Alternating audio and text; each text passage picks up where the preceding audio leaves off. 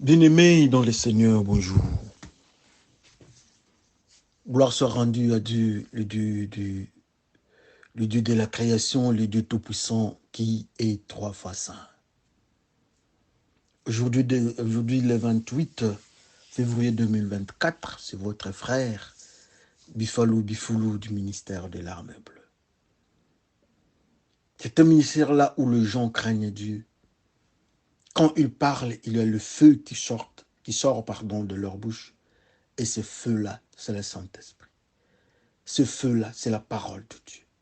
Ce feu-là, c'est la vérité.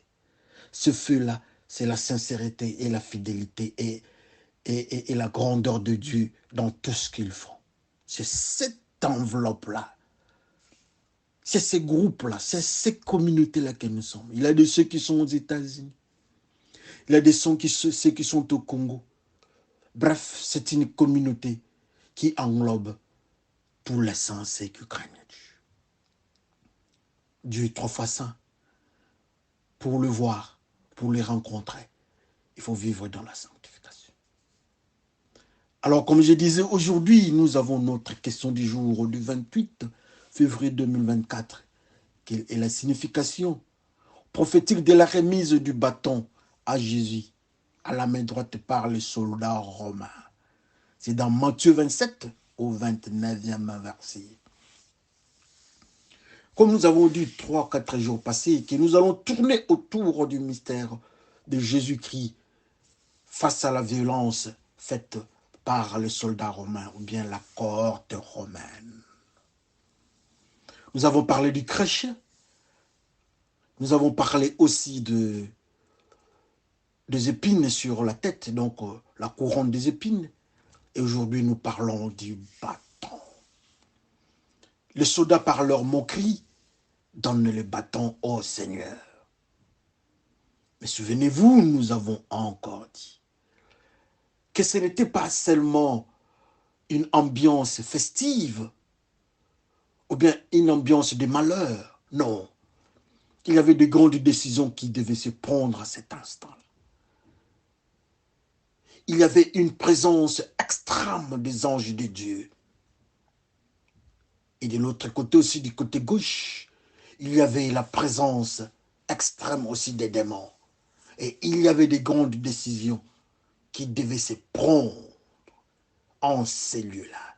Ce n'était pas un moment de complaisance, comme j'ai dit, un moment festif. Non, ce n'était pas de la fête, mais c'était même de grandes décisions dans la vie de l'humanité tout entière. Et alléluia. Ils se sont décidés dans leur moquerie de prendre, d'abord ils ont commencé avec comment on appelle ça, les épines sur la tête, nous avons parlé.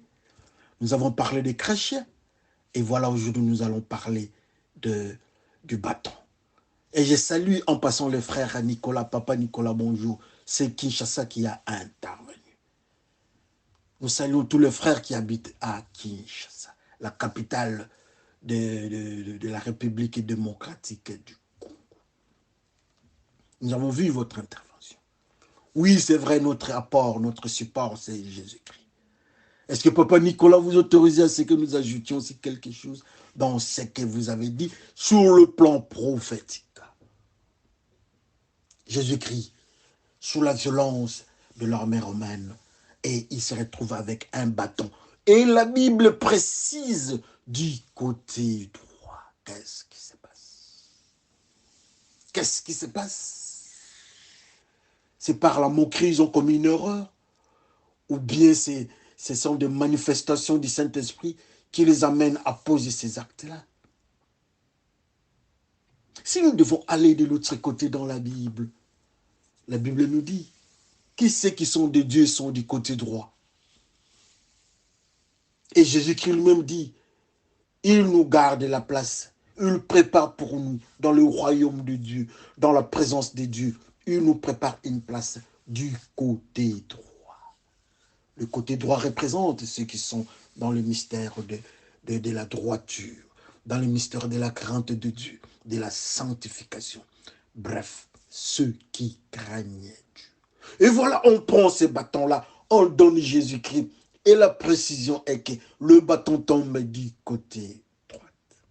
Du côté droit. Je m'excuse. Alors, s'il faut parler du côté droit, alors qu'est-ce que ça peut signifier, le bâton? Si nous allons encore très loin, toujours dans le monde prophétique, dans le monde de la spiritualité, si nous devons encore avancer, le bâton, si nous devons chercher la signification du bâton dans le mystère de Dieu, nous allons dans dans Éphésiens. Dans le monde, là où on parle des armes spirituelles. Dans cette zone-là où on parle des armes spirituelles. Quelles sont ces armes-là? Nous avons pour sandales les ailes d'annoncer l'évangile. Nous avons la droiture comme étant la, comment on appelle ça? J'oublie encore. Alors, Patrine, c'est comment encore les termes en français? À la tête, nous avons pour salut, nous avons les saluts comme casquette. Nous avons pour ceinture la vérité.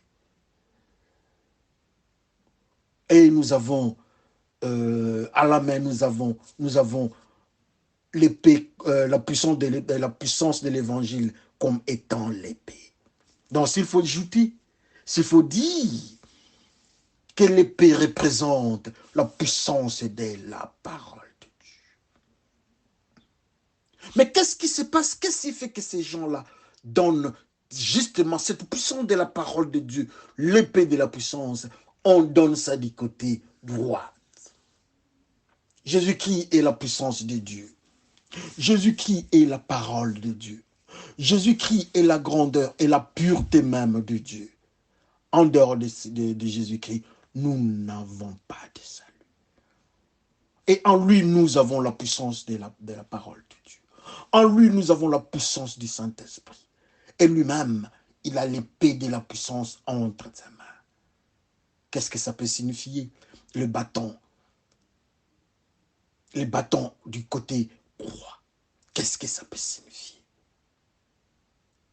Comme nous avons dit que les bâtons signifiaient, nous avons pris ça dans la zone des armes spirituelles dans Éphésiens, que les bâtons représentent la puissance, l'épée de la puissance de la parole. Donc pour dire que la puissance de la parole de Dieu, la puissance de la grandeur de Dieu, on remet ça. Ce sont les démons. C'était entre leurs mains. Ils pouvaient faire du n'importe quoi. Ils pouvaient raconter n'importe quoi. Mais c'était la puissance de la parole de Dieu que eux, ils ne pouvaient pas garder. Alors il fallait remettre à acquis des droits. La seule possibilité, l'unique entité, l'unique personnalité, le seul Seigneur, c'est Jésus-Christ. Comme le serviteur de Dieu, je crois, c'est Jean qui parle dans les livres de Révélation, que quand on a déposé, on a ouvert les livres, il n'y avait pas quelqu'un pour ouvrir, même les livres étaient fermés. Qui pouvait ouvrir les livres de vie? Et voilà, seul, l'unique, c'était Jésus-Christ.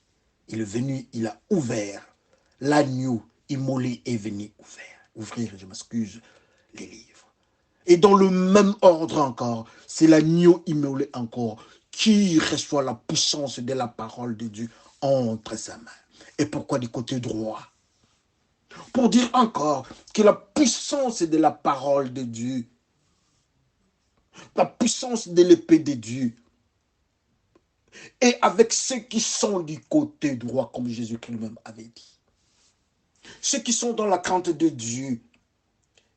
Il y a Pierre qui était parti chercher, le poisson, mais il n'était pas au bon côté, il était du côté. On n'a même pas donné les côtés, mais on dit que quand le Seigneur est venu, le Seigneur a dit, passez du côté droit. Je ne sais pas il était de quel côté, mais il n'était pas à droite. Sur ma gauche. Pierre, quand il est parti du côté droit, il a trouvé son compte et il a eu des poissons dans son filet. C'est ce que la Bible nous dit. Le côté droit, pour ceux qui sont avec Dieu. Le côté droit, pour ceux qui vivent dans la sanctification. Et voilà, le Seigneur lui-même reprend la puissance, il prend l'autorité, il prend l'épée de la parole. Et ce sont les soldats, c'est l'armée romaine qui représente le monde ténébreux. On remet ça à Jésus-Christ. On n'a pas remis à quelqu'un d'autre, ni à Bouddha, ou encore Mahomet. On n'a pas donné. Mais on a donné à Jésus-Christ qui est notre Seigneur. Alléluia. Le Seigneur reçoit les bâtons à gauche. Il récupère la puissance de la parole. Il est reconnu le seul qui a la puissance de la parole de Dieu. Et cette puissance est seulement du côté droit. Alors nous autres. Des fois, il ne faut même pas poser cette question-là. Nous sommes de quel côté? Mais seulement notre comportement, nos manières de vivre vont signifier nous sommes de quel côté.